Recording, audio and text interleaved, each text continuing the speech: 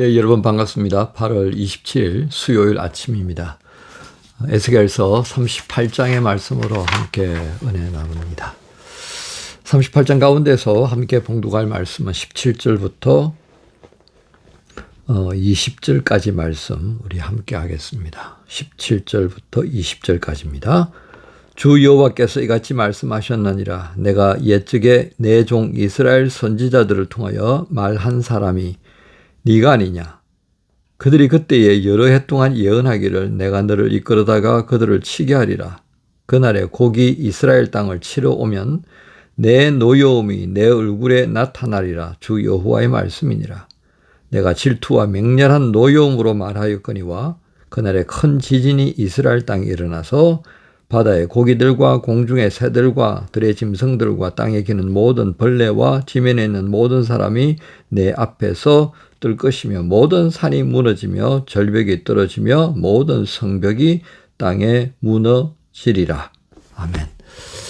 예, 말씀 제목은 인생은 선택의 여정이다 하는 제목으로 말씀 나눕니다. 예, 말씀과 함께하는 하루 그렇게 시작되어진 이 유튜브 시간이 정말 꽤 오래되었습니다. 코로나가 시작되어졌던 2020년 4월부터 교회가 전혀 움직이지 못했었고요. 그래서 안타깝게 여겼던 지체들의 마음들을 함께 모아서 시작했던 것이 현장 아침 기도회가 아니라 이제 유튜브를 통해서 하게 되었습니다. 그러던 것이 벌써 꽤 시간이 지난 것 같습니다. 벌써 한 5년이 넘은 것 같아요. 그 가운데서 이제 구약 성경은 에스겔까지 오게 되었네요. 참 감사한 일이 아닐 수 없습니다. 자, 그런 측면에서 오늘 제목은 인생은 선택의 여정이다. 예, 코로나 때 그걸 좀 어떻게든 극복해 보기 위해서 시작했던 이 유튜브 방송으로 나누던 말씀 시간이 이렇게 오게 된 것처럼 말이죠. 그때 어떤 선택을 하는 것이 좋았을까 하는 것도 한번 해보지만 그래도 이렇게라도 말씀을 계속해서 나눌 수 있다는 선택은 그래도 잘한 것 아닌가 싶어요. 예. 자, 오늘 말씀의 내용은 마곡 땅에 관한 말씀으로부터 시작되어집니다. 마곡 땅은 특히 아나톨리아 지방이라고 하는 북쪽 지방이 되겠습니다. 그러니까 이제 흑해 쪽에 더 가깝다 이렇게 보시면 되겠죠. 그죠? 자, 그런 지역에 로스와 메섹과 두발이라고 하는 그 나라들이 등장합니다. 이제 그것을 관할하는 왕이 바로 곡으로 등장하고 있는데요. 그 말씀을 우리가 38장 2절에서 볼 수 있습니다. 인자에는 마곡 땅에는 로스와 메섹과 두발 왕 곧 곡에게로 얼굴을 향하고 그에게 예언하여. 오늘 말씀은 바로 이 곡이라고 하는 지칭되는 왕을 말합니다. 이게 누군지 잘 몰라요. 자, 그런데 제가 이제 고등학교 때 그 예수 믿기 시작했잖아요. 그때 이제 순복음교회를 다녔었는데, 뭐, 저희 동네에 순복음교회가 딱 하나 있었으니까요. 부흥 강사님들이 오시면 이 본문을 가지고 설교하는 걸 제가 기억해요. 그 당시에는 이제 소비에트 시절이었지 않습니까? 그러니까 그 소비에트 러시아의 그 무력은 뭐, 미국하고 겨루는 상대였거든요. 그 당시 뭐 중국, 여전히 중공이라고 우리는 불렀었는데 아무것도 아니었어 그냥. 예. 자, 그런 상태에서 이 소비에트가 남쪽으로 내려오기를 늘 소시탐탐 노렸잖아요. 그래서 얼지 않는 땅, 얼지 않는 한국. 이게 당시 소비에트의 가장 큰 소망이었습니다. 뭐 지금도 똑같죠. 자, 그런 침략성에 대한 공산주의자들의 침략성에 항상 경계를 하고 있던 저희 나라의 목회자들, 그들의 눈에는 이 마곡 땅은 특히 북쪽으로 정리해도 괜찮을 텐데 항상 소련으로 향했습니다. 그리고 또 조금 다르다면 터키가 이제 강성해져 가지고 이스라엘을 침략할 거다. 이제 이런 말씀들을 계속 하는 걸 제가 기억을 합니다. 그런데 누가 알 수 있겠습니까? 여러분, 이스라엘 백성들이 그 당시에 바벨론이 아시리아를 누르고 이스라엘을 공격하고 함락시키고 포로로 잡아갈 것이라고 누가 생각이나 했겠습니까? 예언자들이 얼마나 많이 하나님의 말씀이라고 들어야 된다고 이사야서부터 시작해서 얼마나 많은 선지자들이 그렇게 예언을 했습니까? 안 들었잖아요. 그죠? 그러니까 우리가 하나님 말씀은 이게 어떻게 되는지 몰라요. 분명한 사실은 이스라엘 북쪽에 있는 강력한 적대자가 이스라엘을 침공할 것이다라고 하는 예언입니다. 그런데 이때는 또 언제냐면요. 이스라엘 백성들이 회복되어져서 돌아와 있는 시기다라고 하는 것을 우리에게 말씀해 주는 본문이 있어요. 그게 38장,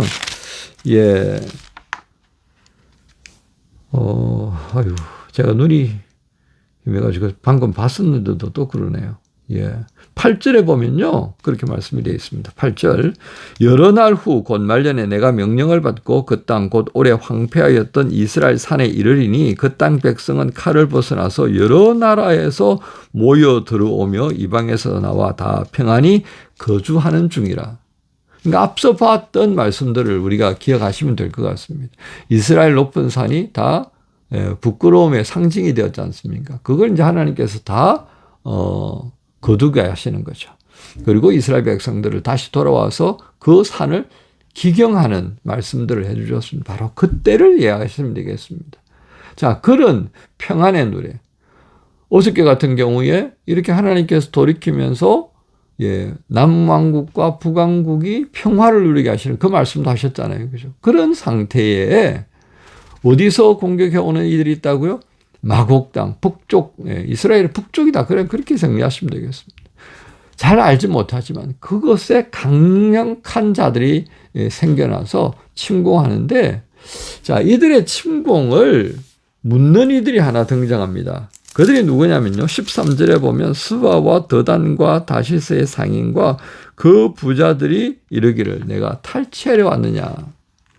여기 등장하는 이 스바, 드단은 어디냐면요. 스바는 저 아라비아 반도의 남부에 있는 예멘 지역이다라고 보시면 되겠습니다. 그 다음에 드단은 사우디 북쪽을 얘기하고요. 다시스는 스페인의 남부 항구 도시를 말합니다. 그러니까 이게 중요한 무역지대예요. 무역의 거점, 항구의 거점 도시들. 그러니까 그곳에까지 이 소문이 퍼지는 거예요. 뭐라고 한다고요? 너희들이 뭘 약탈하려고 왔느냐. 경제적인 어떤 욕망들. 그 당시에 전쟁하면 뭐 나라 영토를 넓히는 것도 있겠지만 대부분은요. 뭔지 아시겠습니까? 약탈입니다. 자, 이런 부분들을 거론한다는 것은 결국 무엇이겠습니까? 욕망을 따라 움직이는 강력한 집단의 침공을 마주하게 될 거다라고 하는 것을 말씀하셨습니다. 자, 그러면 그거 어떻게 해야 되는 거예요? 그때를 생각하면서 방어하고 막 인생이 참 피곤해지는 거예요. 우리나라 군비가 항상 전시 상태니까요. 휴전이잖아요. 그러니까. 그래서 우리나라 군사력이요. 세계 5위예요. 핵은 뭐 있으나 마난 거고 그거 쓰지도 못하는 거다 말이죠. 그러니까 그거 빼고 그렇게 보니까 세계 군사력이 5위예요. 5위. 일본보다 낫다 그런다 말이죠. 이게 왜 그렇게 항상 전쟁을 대비해야 되니까. 우리나라의 곳곳에 정말 깊은 계곡 곳곳에 동굴을 파고요. 엄청난 탄약이 숨겨져 있습니다. 그 엄청난 돌을 거기다 그냥 박아놓고 있다는 그 말하고 다름없는 거예요. 그런데 오늘 하나님께서 느닷없이 들어오게 되는 이 마곡 땅에 있는 곡이라는 왕을 향하여서 예언한 거예요. 에스겔을 통해 너 이야기해라. 정신 차리라고. 너 만약에 공격해 들어올 것 같은데 들어오게 되면 하나님 보시고 있는 거죠. 너 들어오게 되면 내가 심판한다. 그 말씀을 우리가 읽었던 본문에서 찾아볼 수 있다는 그 말씀입니다. 그래서 17절에부터 시작해서 이 곡이라는 왕에 대하여서 심판할 것을 말씀합니다. 너가 만약에 이스라엘 땅을 침공해서 점령했다 하더라도 그곳에서 너는 엄청난 재앙을 만날 거야. 지진이 일어나는 것을 너는 경험할 거야. 그 다음에 21절에 보면요. 너를 치기 위하여서 칼을 부를 것이다 라고 말씀합니다. 그러니까 너의 군사력으로 뭔가를 얻으려고 침공했는데 너의 그 군사력을 또 무력화시킬 수 있는 그 칼을 부를 거다. 그리고 22절에 보면 전염병과 피가 쏟아지는 거예요. 이 피바다가 분다고 말이죠. 자연재해를 통해서 엄청난 폭우가 쏟아지는 것을 보게 됩니다. 그러니까 하나님께서 이렇게 말씀하시는 내용은 무엇이겠습니까? 내가 동원할 수 있는 모든 걸 다 동원해가지고 너 박살낼 거야. 너 정신 차려라. 그 말씀을 하나님께서 에스겔을 통해 일러주고 있는 거예요.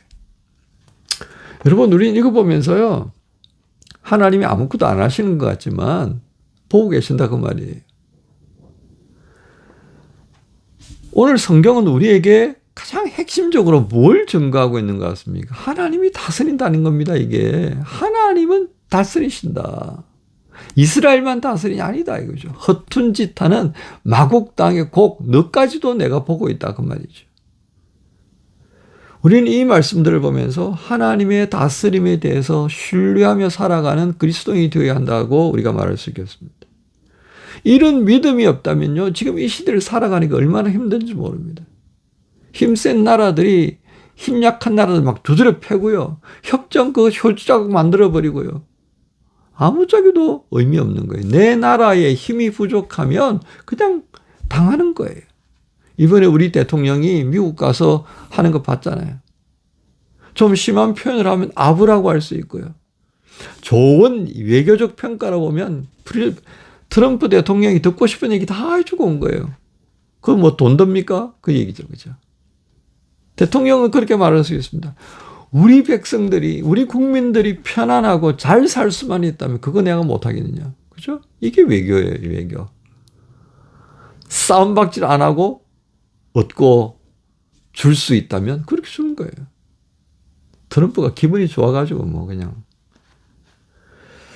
그런 과정에도요, 우리 그리스도인은 뭘 믿어야 합니까? 하나님의 다스림을 믿어야 합니다. 그런 과정을 통해서 우리를 다스리고 계시는, 그래도 질서를 유지하려고 일하시는 하나님의 손길을 볼 수 있어야 합니다.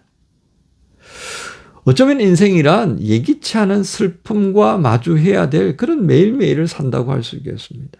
그런 슬픔을 극복하기 위해서 무엇을 선택하겠습니까? 우리는 믿음을 가졌습니다. 그 슬픔을 이기게 하시고 길을 여시고 우리로 갈 수 있도록 앞서가시는 그 하나님의 다스림을 믿는 것이 우리 그리스도인의 삶의 방식이다 하는 것입니다. 그래서 오늘 인생은 선택의 여정이다 하는 말씀을 한 겁니다.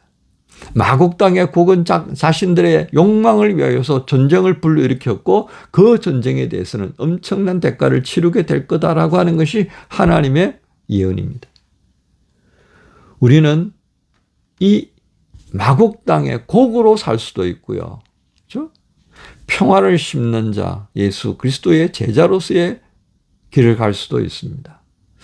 오늘 수요일을 시작하면서 우리는 어떤 선택을 해야 할까요? 성령께서 우리에게 그동안에 우리가 들었던 말씀이 생각나게 해주시고 깨닫게 해주셔서 오늘 이 말씀을 통해 하나님께서 우리 안에서 일어나기를 원하시는 그 복되고 아름다운 성도의 삶이 나타날 수 있기를 주의 손에 의탁하십시다. 여러분 모두를 우리 주님 예수님의 이름으로 축복합니다. 주님 감사합니다. 인생은 선택의 여정이라 하는 이 제목의 말씀처럼 오늘도 우리가 무엇을 선택해야 할 텐데 주님 구하옵기는 인생의 헛되고 어리석은 것을 선택하기보다는 주님이 기뻐하시고 선하신 뜻을 선택하고 주님과 함께 기뻐하는 복된 수요일을 살게 해 주옵소서. 감사합니다. 예수님의 이름으로 기도합니다. 아멘. 물 가운데 지날 때에도 침몰치 않으며 불 가운데 행할 때에도 너를 삼지 못하게 하시리.